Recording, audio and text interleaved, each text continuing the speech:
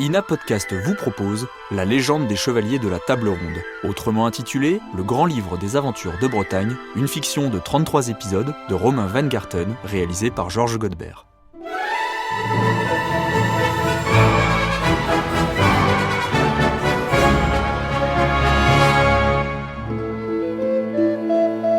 Dans les premiers récits arthuriens, dont notamment celui de Geoffroy de Monmouth, Arthur, roi guerrier et fédérateur, réussit à unifier un royaume allant de l'île de Bretagne jusqu'aux terres scandinaves. Puis, une fois cette unification accomplie, son règne connaît 12 années de paix et sa cour jouit d'un grand prestige. La cour arthurienne est alors réputée au-delà du royaume de l'ogre et les chevaliers viennent de toutes parts s'y faire adouber. Un idéal arthurien se met en place, utopique, que l'on retrouve chez Chrétien de Troyes et tous les continuateurs. Même l'auteur américain Mark Twain, à la fin du 19e siècle, y va de sa contribution avec son roman Un Yankee à la cour du roi Arthur. Arthur passe dès lors pour un roi civilisateur, courtois, siégeant à une table sans préséance. Des valeurs d'égalité, de tolérance et de progressisme règnent à sa cour, mais aussi des rites sociaux reposant sur la largesse, l'éducation et la politesse envers les dames. Néanmoins, au temps du bonheur et de la belle entente succède celui des ténèbres, du chaos et du désordre des guerres. Les récits qui mettent fin à la légende médiévale arthurienne présentent l'écroulement du monde arthurien en un final tragique. Celui-ci serait lié pour certains au départ du Graal.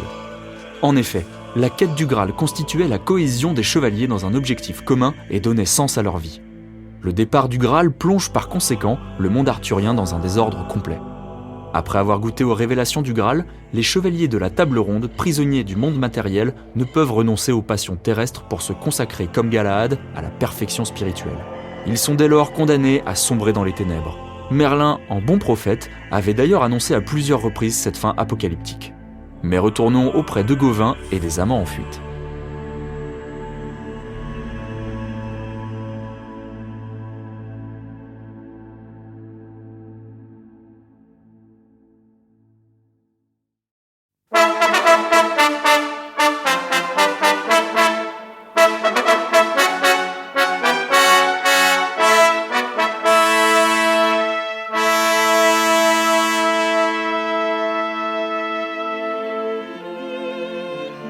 Le grand livre des aventures de Bretagne ou le livre de Maître Blaise.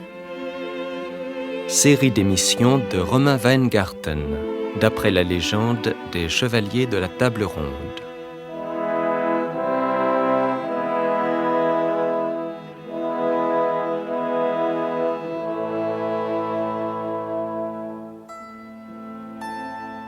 Musique originale de Georges Delerue. Équipe de réalisation, Didier Gervais, Claude Courteau, Monique Vignier, Maryvonne Noël et Georges Godebert. Avec, dans les rôles principaux, Pierre Vanek, le roi Arthur, Evelyne Dandry, la reine Guenièvre, Catherine Salvia de la Comédie Française, Morgane, Françoise Bette, Viviane, Gérard Giroudon, Merlin et Bernard Giraudot, Lancelot du Lac. Aujourd'hui, 32e émission, Mordrette ou le temps du malheur.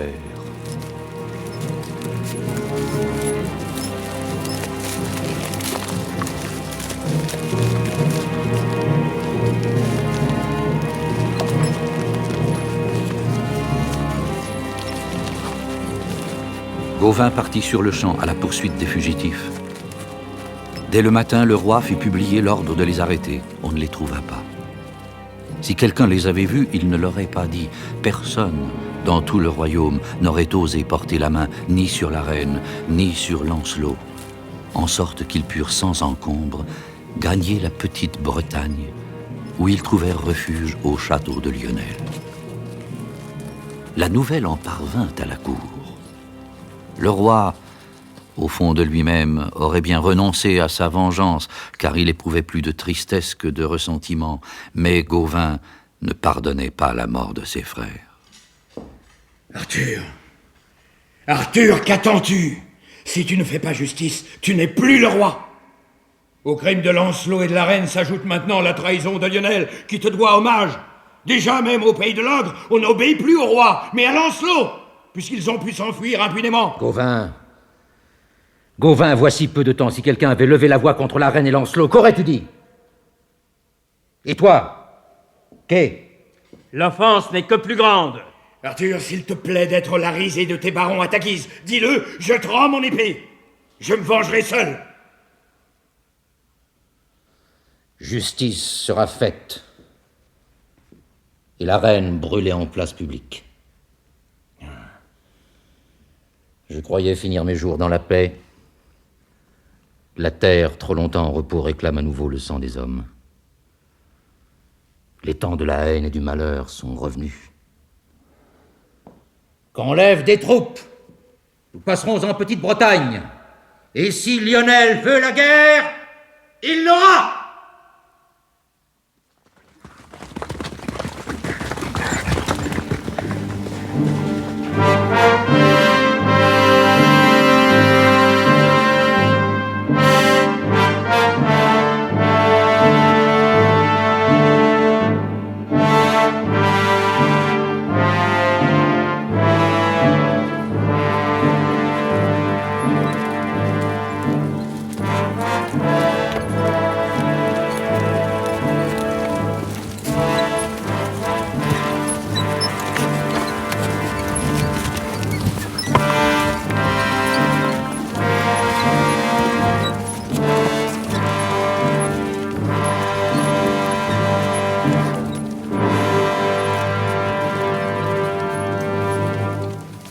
Le roi partit pour la Petite-Bretagne avec son armée.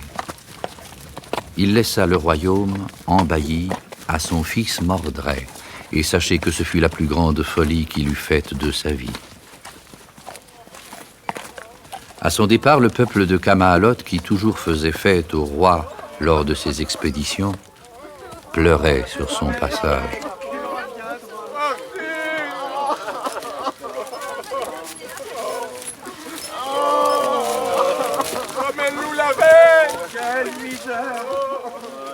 Personne n'ignorait en effet qu'Arthur allait requérir Lionel de lui livrer Lancelot et la reine. Le royaume, comme les cœurs, était divisé.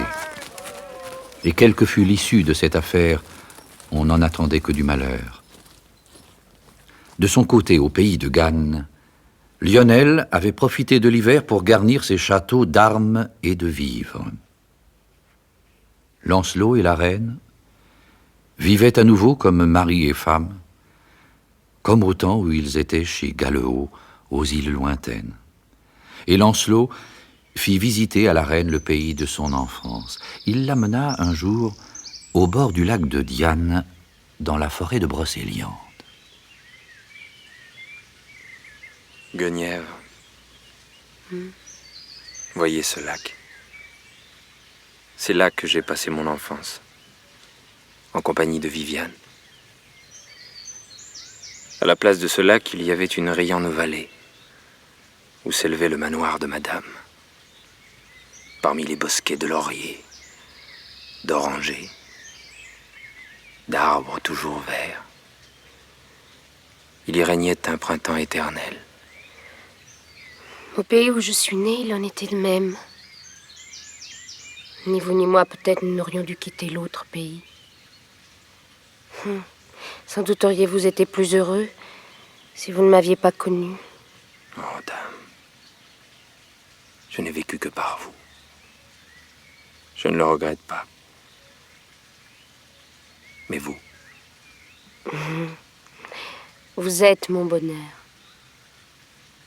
Mais si j'ai aimé, j'aime aussi mes Bretons. Et j'ai appris à craindre l'avenir. Je ne vous quitterai plus. Vous êtes des hommes de brume. Vous n'êtes jamais si acharnés que lorsqu'il s'agit de causer votre malheur. En vérité, c'est un miracle que le roi ait tenu si longtemps son royaume.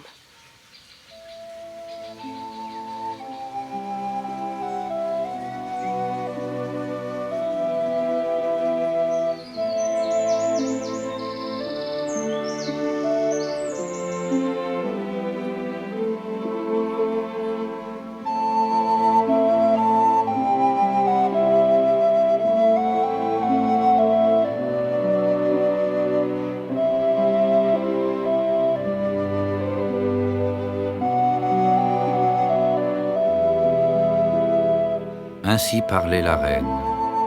Et Viviane, au manoir sous le lac, la regardait en son miroir.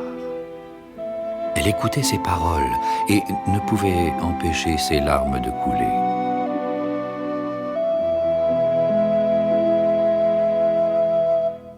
À peu de temps de là, Lionel fit prévenir que le roi Arthur avait débarqué et se prépara à livrer bataille. Il s'en entretint avec Lancelot. Le roi s'approche de Gannes, Lancelot. Je fais harceler ses troupes. Avec le gros de l'armée, je vais me rendre au lieu que j'ai choisi, et pas un de son armée ne remettra les pieds en Grande-Bretagne. Ils ont fait une folie. Lionel, je vous accompagne. Lancelot, il faut me laisser cette guerre. Suis-je si vieux que je doive rester comme un bourgeois à mon hôtel, pendant que 2 royaumes se battent à cause de moi? Il ne convient pas qu'en personne vous affrontiez le roi. La reine peut-être vous en tiendrait rigueur, elle aimait aussi le roi. Il est vrai, monseigneur. Et moi aussi. Des 2 côtés, tous sont mes amis et mes frères.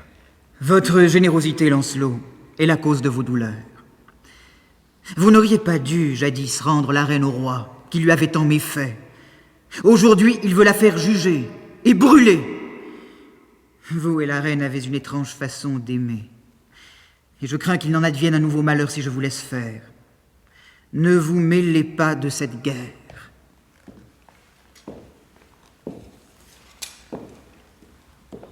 Lionel, proposez la paix au roi. Et vous grandez la reine. Jamais. Soit. Je lui proposerai la paix, non pour lui, mais pour moi. Qu'il s'en retourne comme il est venu, c'est tout l'hommage que je lui dois.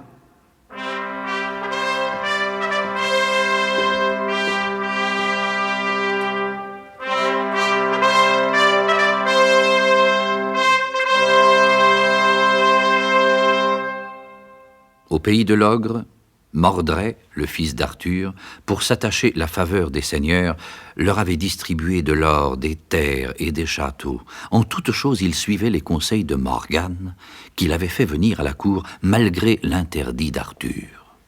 Mordred, tu n'es pas le plus beau, ni le plus intelligent des hommes, mais je t'aime comme un fils. Il ne te manque que d'être roi. Le roi n'est pas mort. Et quand cela serait, personne ne sait que je suis son fils. L'archevêque le sait.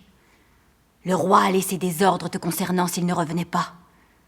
Il va bientôt livrer bataille. Les 2 camps sont aux abords de Gannes. Comment le savez-vous, Morgane? 3 corbeaux dans la cour disputaient tout à l'heure à savoir qui, de Lionel ou du roi, l'emporterait. Et il disait aussi, si le roi revient, jamais Mordred ne sera roi. Gauvin et Kay ne le permettront pas. Moi je te dis, Mordred, n'attends pas. Les barons te sont dévoués. Tu les as payés assez cher. Au lieu de combattre les païens, fais alliance avec les plus vaillants. Fais publier la mort d'Arthur. Et tu es roi. Et s'il revient? Tu le jettes à la mer.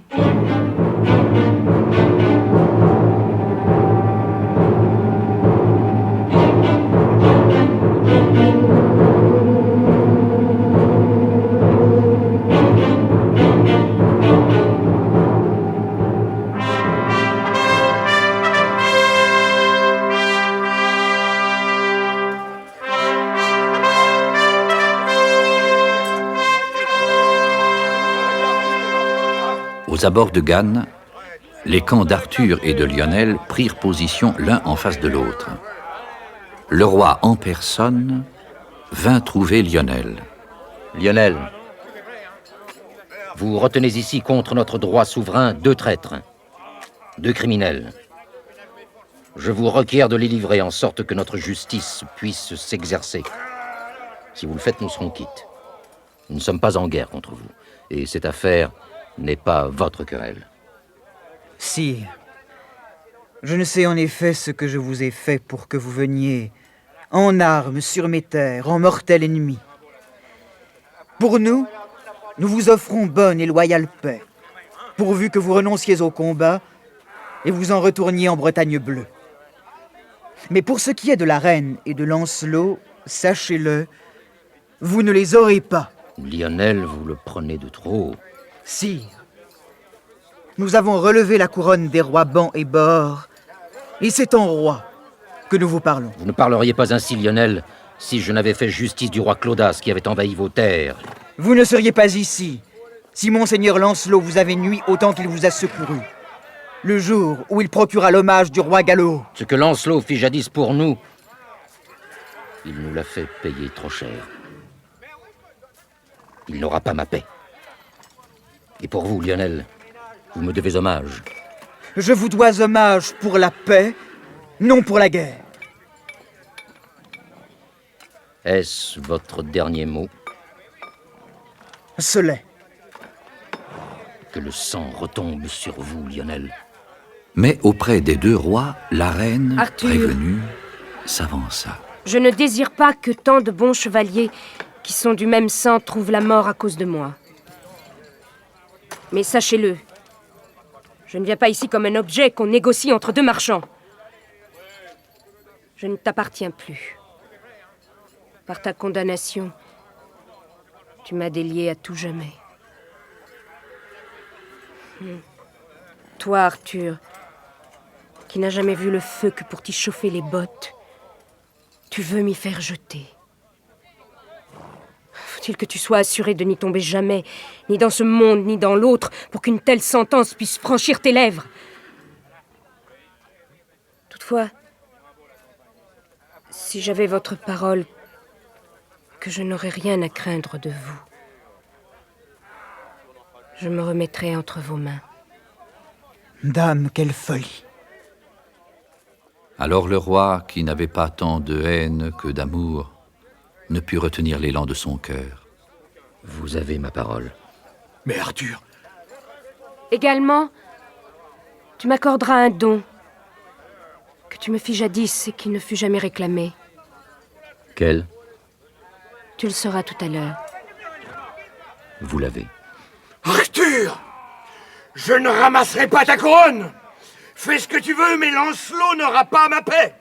Je l'appelle de trahison! Je prouverai ici même, corps contre corps, qu'il a oxy mes frères par trahison! Ah, Gauvin! Gauvin, c'est toi le traître! Quoi? C'est toi qui as tenté de me perdre par ton guet-apens! Oh, mais Arthur... Quant à toi, Arthur, voici le don que tu m'as fait au pays où tu vas me prendre, que j'y pourrai retourner librement le jour où je voudrais. Ce jour est venu, je suis hors de tes mains. J'eusse préféré 100 fois la guerre. Vous l'avez si vous voulez, Lionel. Pour moi, je ne reviendrai pas sur ma parole. Gauvin! Ce n'est pas Lancelot qui a tué tes frères. Ce sont mes hommes. Peu m'importe. Sans Lancelot, ils ne fussent pas morts. Portez mon gage à Lancelot.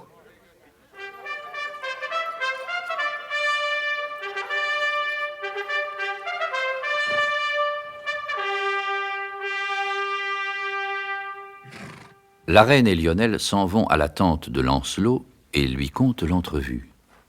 Dame, qu'avez-vous fait? La paix. Et je devrais tuer Gauvin? Si tu meurs, je meurs aussi. Tue Gauvin et vis. Et vous partez. Là où je vais, tu peux me suivre.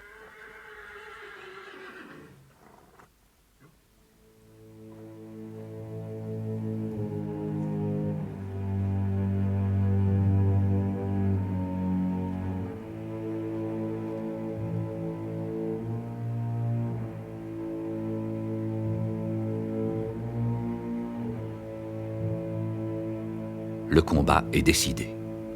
Dès le matin, Gauvin et Lancelot s'apprêtent. Jamais, depuis que Lionel avait voulu tuer son frère Bor, on n'avait vu s'affronter deux chevaliers de la table ronde. Ensemble, ils avaient gagné les guerres d'Arthur. Ensemble, ils étaient partis pour la haute quête. Les deux armées silencieuses de part et d'autre du champ de bataille attendent les deux chevaliers.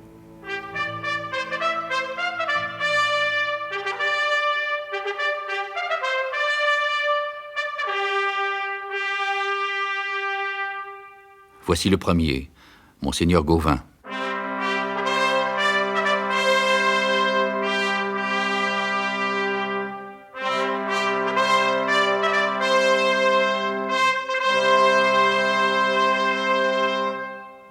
Voici Monseigneur Lancelot du Lac. À cette vue, une douleur plus brûlante que la flamme du bûcher étreint la reine. Qu'importait, pense-t-elle, cette guerre, qu'importait le sang des chevaliers d'Arthur au prix de la vie de Lancelot? Pour une paix misérable, voici qu'il est en danger de mort à cause d'elle, celui qu'elle aime plus que tout. Sire Écuyer, allez trouver Gauvin. Dites-lui que je lui offre la paix, au nom de la table ronde. Dites-lui que je n'ai pas voulu la mort de ses frères. Bien, sire. L'écuyer va trouver Gauvin. Il lui rapporte les paroles de Lancelot. Puis, tête basse, il revient. Sire, Monseigneur Gauvin n'abandonne pas le combat. Pour le reste, je n'ose vous rapporter ces paroles. Vous êtes quitte. Qu'on sonne le combat!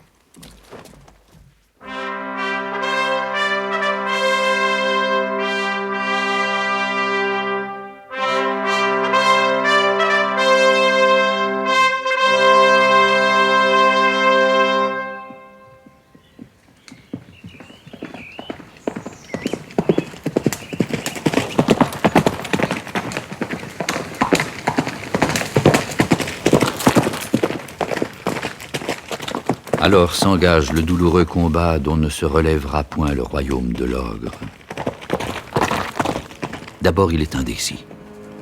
Ni l'un ni l'autre n'a jamais perdu une bataille. Et l'on donnerait aisément Lancelot pour le plus fort. Mais face à la ruée de Gauvin, brûlant de colère, il demeure sur la défensive. On sait qu'au matin, Gauvin valait un bon chevalier. À tierce, il en valait 2. À midi, sa valeur quadruplait.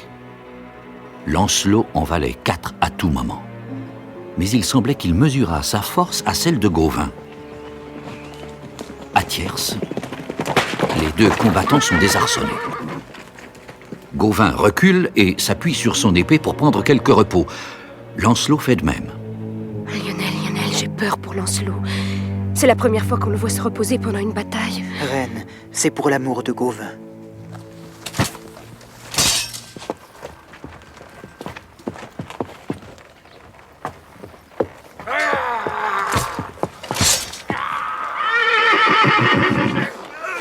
Le combat reprend jusqu'à midi, sans que l'un ou l'autre prenne le dessus. Sur les armures déchiquetées, le sang coule. Et pour si fort qu'il soit, l'assaut est si dur que la fatigue maintenant l'emporte. Les coups se font plus lents, moins assurés. C'est à grand-peine qu'ils se tiennent encore debout. Lancelot se laisserait volontiers mourir, mais il se souvient de la reine et cette pensée lui donne des forces. Alors il attaque. Gauvin recule. Gauvin, tenez-moi pour quitte. Jamais! À ces mots, Gauvin saisit Lancelot à bras-le-corps. Lancelot frappe. Gauvin tombe et tente vainement de se relever. Lancelot s'approche du roi. Sire! Sire, si nous continuons, il arrivera malheur à Gauvin! Laissez le combat à Lancelot. Vous l'avez emporté. Je quitterai donc ce champ! Je vous en saurai gré.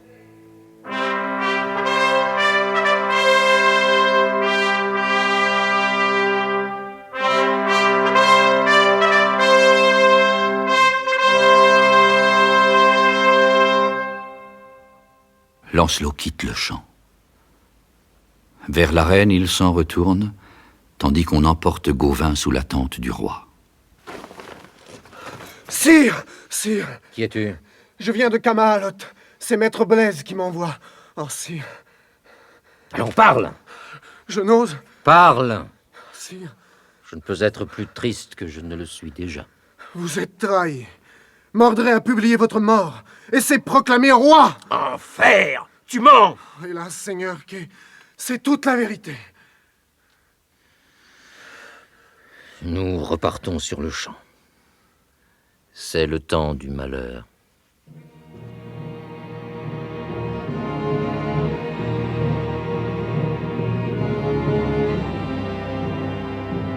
Tristement, l'armée d'Arthur se remet en route et se rembarque pour la Bretagne bleue.